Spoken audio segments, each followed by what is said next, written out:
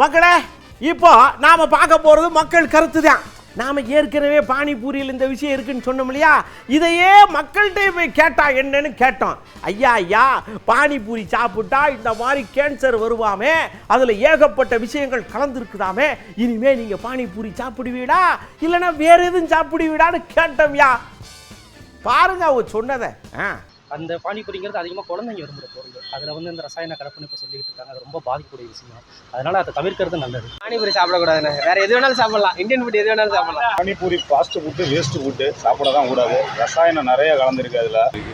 பானிபூரி சாப்பிடுவீங்களா நீங்கள்? ஆமாம், பயங்கரமாக சாப்பிடுவேன். நல்லா இருக்குல்ல, அதனால் பயங்கரமாக சாப்பிடுறது. இப்போ இன்றைக்கி இந்த தகவல் வெளியாக இருக்குது. இதுக்கு பிறகும் வேறு என்ன பண்ணுறது, எல்லாத்துலேயுமே இருக்குது. கிரேப்ஸ்லேருந்து எல்லாமே இருக்குது. இட்லியில் நம்ம இதில் அஜினமோட்டோ அள்ளிலாம் ஊற்றுறாங்க. எல்லாமே நாங்கள் எங்கள் வீட்டிலேயே தான் நான் தயாரித்து தான் கொடுப்போம்.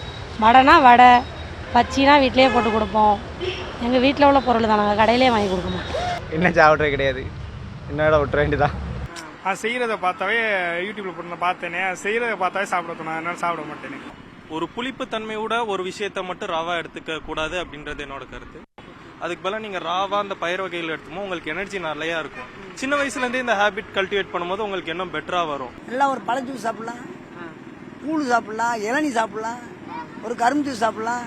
இது சாப்பிடனால தப்பு இல்லையே. இந்த மாதிரி ஃபாஸ்ட் ஃபுட் அவாய்ட் பண்ணிட்டு கொஞ்சம் ராய், கம்பு அந்த மாதிரி சாப்பிட்டோம்னா கொஞ்சம் ஹெல்த்தியாக இருக்கும்.